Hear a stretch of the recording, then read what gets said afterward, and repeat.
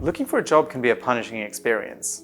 You invest time and effort into crafting dozens, if not hundreds of applications, only to hear nothing back from employers, and that experience is becoming far too common. Many people today are finding it harder than ever to land a job. Research in the UK estimated that university leavers applied for an average of 5+ jobs before getting their first full-time offer. Meanwhile, the US Bureau of Labor Statistics estimated that job seekers who apply for between 21 and 80 jobs have about a 30% chance of receiving a job offer. Those are some pretty scary statistics, but why is it so difficult?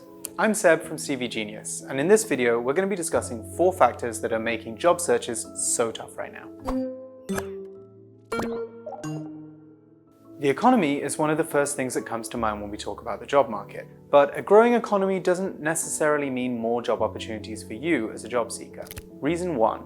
Looser job markets. When we say a job market is loose, we mean that more people are searching for jobs than there are positions available.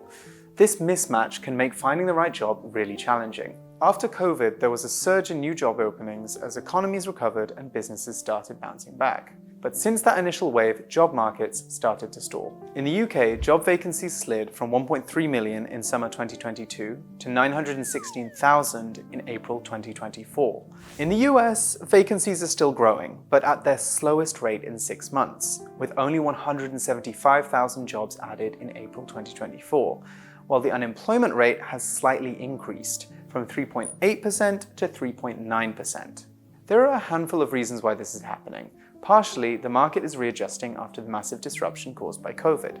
Job vacancies also don't increase and decrease evenly across the economy, so the impact of this trend will differ depending on your niche and industry. But the main takeaway is that when you're applying for a job, there's likely 2 or 3 other qualified candidates out there who are up against you. And this competitive environment means you need to be strategic about how you apply for jobs, which actually brings us to our second reason. Reason 2. Easy applications, tough competition. Platforms like Indeed, Workable, and LinkedIn make finding job opportunities effortless. What's more, most have easy apply features. So when you find a job opportunity that interests you, you can send out your pre-uploaded CV with a couple of clicks. The problem is, everyone is doing this. According to a report by Employ, about 59% of workers use job boards to find work, while another 39% use social media sites like LinkedIn. So there's a lot of fish in the pond. But why not throw everything at the wall and see what sticks? Trust me, I've tried. Early in my career, I was a big fan of LinkedIn's Easy Apply and used to hit that dark blue button like it had hurt me in a past life. You know how many job offers I got? 1. Over a 2-year period. When you're using job boards and social media to apply, it's important to remember that employers don't just advertise in one place. For every application on LinkedIn, there's also an ad on the company website, mentions in company newsletters, contact people you can reach directly, and recruiters actively looking to fill the role. And the path of least resistance will be jammed with the most applicants. Features like LinkedIn Easy Apply have very weak employer pull because they take very little effort to use, and it's easy for your application to look lazy and generic.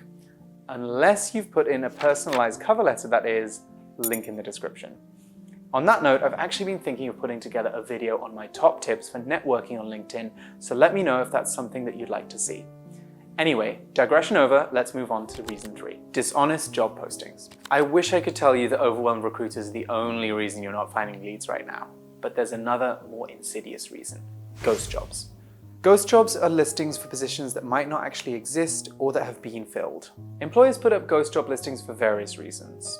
To create the illusion of company growth, to gather qualified CVs for a future opportunity, to collect job seeker data for mailing lists, or even to gauge salary expectations they can find the lowest pay they can offer their own employees. I know, it's gross and hugely demoralizing for job seekers. Fortunately, there are a couple of ways to tell if you're looking at a ghost job. For one, the job description often lacks detail or looks like it's been generated by AI. After all, what employer would waste time writing a detailed job description when they aren't planning to hire anyone? A good workaround here is to look for details that make the job description unique. Projects the role will be responsible for, specific locations or department names, specific application requirements, all that kind of thing. The more details you see, the more likely it is that the job is real. Another way to check if a job is genuine is to look at the posting date.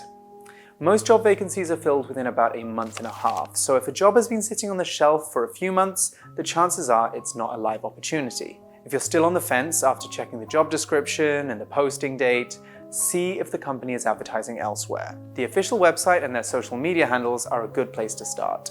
If the employer is serious about filling the vacancy, they'll have mentioned it on at least one of those channels. Reason 4, skills-based hiring. Ever wondered why some entry-level positions require 1, 3, or sometimes even 5 years of experience? I know, it drives me crazy too. I mean, why label a job as entry-level when you need someone senior to do the job? Anyway, there are a couple of reasons for this annoying behavior. One of them is skills-based hiring. Skills-based hiring is the practice of hiring based on the skills that an applicant has rather than other factors, like where they went to school. Over the past couple of years, huge changes to the way we do work, stuff like COVID, climate change, innovations in AI, have spiked job market demand for certain skill sets. Employers have to quickly adapt to these changes. According to a recent McKinsey report, a staggering 87% of organizations say they have existing skills gaps or anticipate them within a few years. Hiring professionals with diverse technical knowledge puts employers in a better position to address talent shortages and keep up with changes in their industry. This means that if you're an entry-level job applicant, you may find yourself up against more experienced competition who have varied skills the employer is looking for. Which, let's be honest, is pretty unfair, but things aren't necessarily as bad as they seem. Sort of. When you're applying for a job, you don't necessarily need to have every skill on the employer's laundry list. Many employers write job descriptions with the perfect job applicant in mind, and that means that they add a lot of details that they might want but don't necessarily need. They may be more than ready to take on someone promising who has a few essential skills and the right mindset, then upskill them as they grow with the company. With this in mind, it's important not to just write yourself off because you see that there's a skill or two that you don't have on the job description. You just need to be top-heavy. By top-heavy, I mean focus on matching the talent requirements at the top of the job description. The first few skills that the employer mentions. So if you have the skills that are listed first, the employer will probably still consider you because you have the essential requirements of the job. Job searching can feel incredibly difficult, and it can be pretty disheartening, especially when you've been going at your job search for a long time. What you need is a system that will allow you to maneuver this tricky environment and identify the most promising opportunities that fit your career goals. I also have a whole video on CV writing that will help you make more of an impact on employers when you apply for a job. Best of luck with your job search, and I'll see you again in our next video. Bye-bye!